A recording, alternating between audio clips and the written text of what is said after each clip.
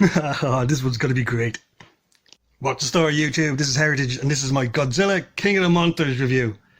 Just to give you a little heads up here, there's going to be spoilers in this one, so if you don't want to be spoiled, don't listen to this. Though, in fairness, they give most of the stuff away in the trailers. Some fairly big stuff too, so I mean, there's not really much to be shocked, but there are a few who have avoided that, so do yourself a favour. I'll just say to you now, if you like Godzilla films, you're going to love this. They've kept the aesthetic from the first one from 2014.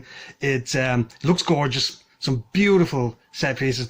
They've learned a lot of lessons from the last one. You can actually see the Godzilla fights. Godzilla's fighting who you want him to fight this time around. So it's actually far more engaging. And, even if you're not a big fan of the Godzilla one, you know these characters because they've gone into pop culture. So it's just a really good, rollicking entertainment. Bit of surprising actually in how much they've gone into some, the side story. And the side story, that sets you up is actually fairly interesting. I think a lot better than the first one.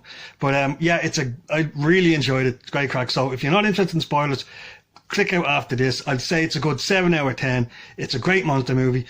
For as dark as it is, in terms of the aesthetic, in terms of how it's shot, there's no Games of Thrones moment here. If you're not meant to see something, you're not meant to see something. In this, there's perfect visibility of the monsters, the fights, the combat. It's absolutely fantastic. So 7 out of 10. I enjoyed it myself.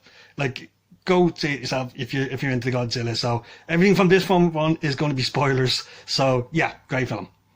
Okay, spoiler territory from now on. And just to actually give you a little bit of a background, in case you're wondering how I got to see this so early. As I've said in other videos, I'm living in Ireland, and for some reason ourselves and the UK we're kind of this micro market where they tend to experiment with us. They tend to release films earlier than in, say, Asia or in America. Generally in America. I'll give you a classic example. All the mainstream Marvel Cinematic Universe films, so Captain America, Thor, Iron Man, they were all out a week earlier here than in the United States. So officially this film isn't out in America for all my American listeners until I think the 31st, so 2 days from now. So in case you're wondering, I'm not a professional reviewer or anything. I didn't get backstage pass or anything.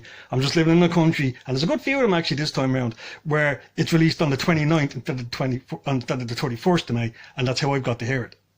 So, spoiler territory, and going on with the review. This one takes up straight after, actually starts off during the 2014 one, where we meet Kyle Chandler's character, and his child is killed in that battle, and it traumatizes himself and his wife, leads to a series of events that he ends up splitting up with the wife. She gets the daughter, and she ends up working for Monarch, and he was working for Monarch at one stage, but he couldn't handle the stress after a while. But it starts off with the, like I said, in 2014. Actually, at the point, I think, where the guys were doing the Halo, the high altitude, low opening thing, because you actually do see those flares. The red flares that was descending down through the clouds. You see it from ground level. You see the devastation that's going on in San Francisco. And, Kyle Chandler is looking around, he's literally looking straight up like it's Godzilla as he's passing him. So this is the traumatic event that, it introduces that character, it introduces this family, and it shows you why they've gone down the road of working with Monarch to try and learn to deal with the Titans. What they're working on is a device that combines the audio utterances of the Titans, their sonic patterns, and the idea is they're trying to control them or at least restrain them. Although there is also kind of a side plot that's trying, some guys in the military want to weaponize it and use them to to incite them.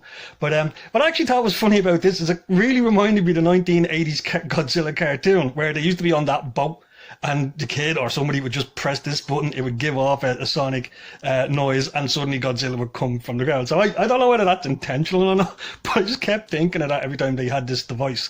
But when we see it being tested, it's being tested on Mothra. And at this stage, I think there was a council meeting or something with the UN or somebody, or there was some Senate meeting where there's 17 of these guys around the world at this stage that they've identified, and most of them are in a dormant state.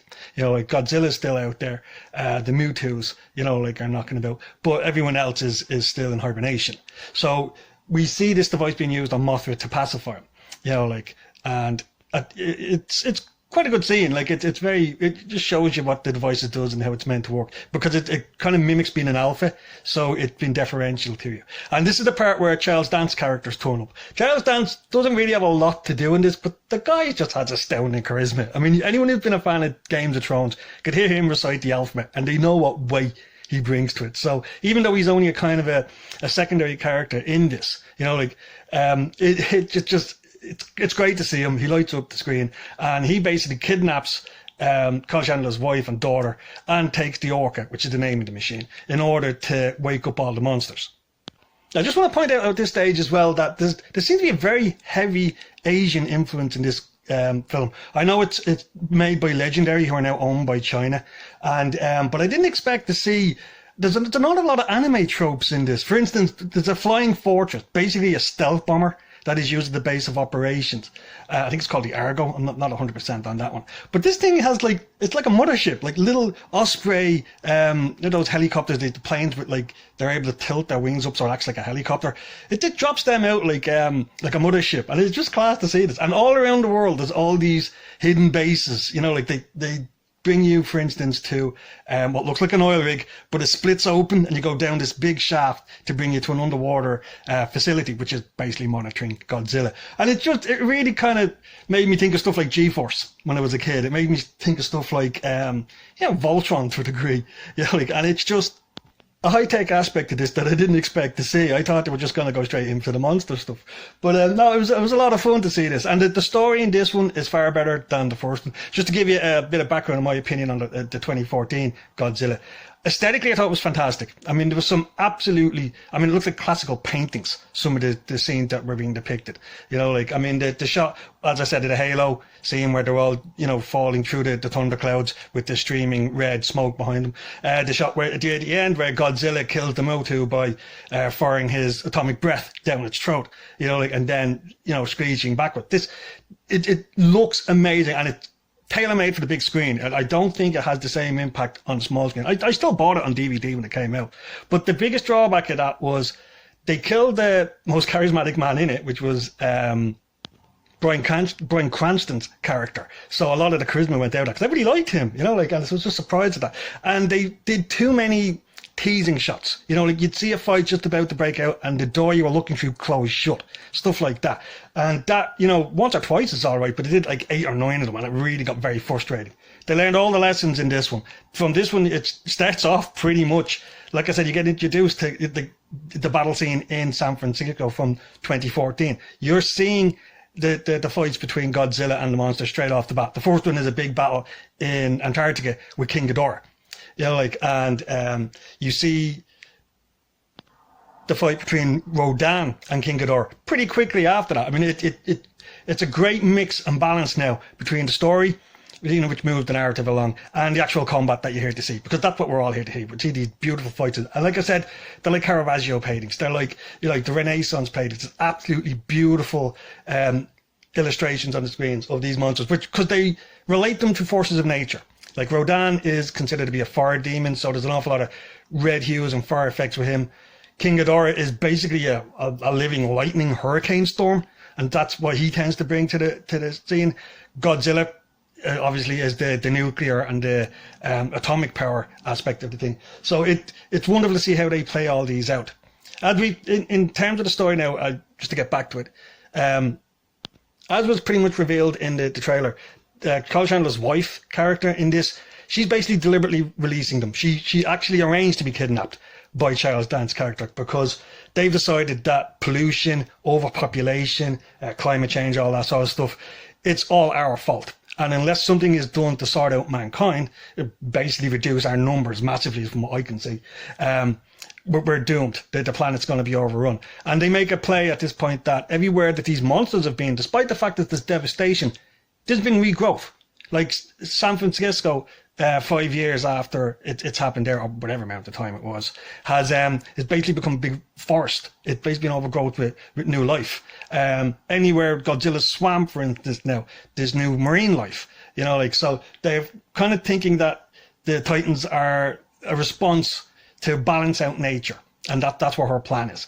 And that's what they run with. And I'll be honest with you, I was actually surprised that she didn't have a redemption arc. No, she actually stuck with it. That was her plan. She wanted to do it. She believed it was the right thing to do, and her own kid thought that they were, going to do it more moderately, but she ends up switching sides, going back to Kyle Chandler's character, and it basically she flees with the Orca, and that basically, as I said, because that acts like an alpha, it calls King Ghidorah and all the other monsters that pop up around the world. And that's one good thing about this. This is a kind of global film. It focuses mainly on America and, you know, Antarctica and stuff. But you're seeing, you know, news reports of London, of Africa, of Asia, of all these monsters that, like there's a great mastodon in one area. There's a huge spider in another.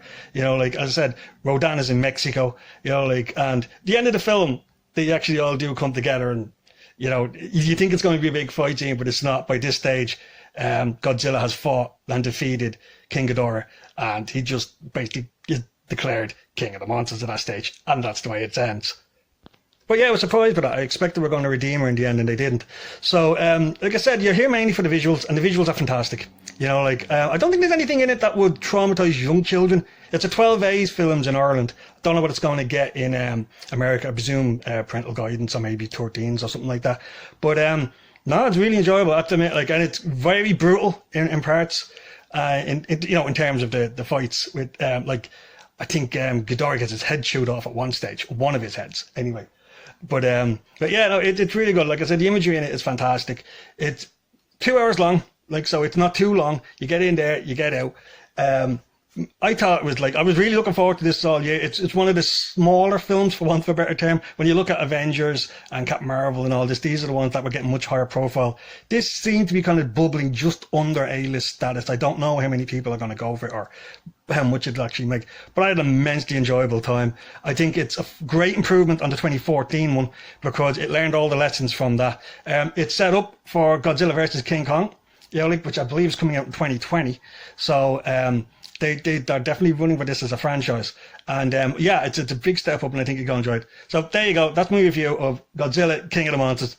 It did everything I wanted it to do. I had a great time. The critics hate it. The critics are giving it like 55. But I mean, these are the type of people that when they see a film like this, anything that's CGI, they don't regard as part of the film and they don't actually pay attention to. And this thing is mostly CGI. You know, like, so I think the audience score on this is going to be much higher on Rotten Tomatoes when it actually gets done. So yeah, it's a great film. Really recommend it. I'd say 7 out of 10. Good 7 out of 10. And it's definitely worth seeing it if it's your type of film. So there you go. That's my review there. If you like this review, like and subscribe. Leave a comment below if you have any feelings about the film yourself when you get round to see it on the 31st. You think it was better or worse than the first one. And there you go. So take care, guys. Just a little brief addendum here as well. I just wanted to mention the score. They have their own type of music that they had from the first film, but towards the end, the last battle against Godzilla and King Ghidorah in Washington, I think it was, that was done using the original 1950s, I think, 1960s, no, 50s, isn't it? I think Godzilla movie, and that was done very well. I really appreciated that, and I just thought it was just something that I wanted to highlight there as well. So there you go. That's my review. Take care, guys.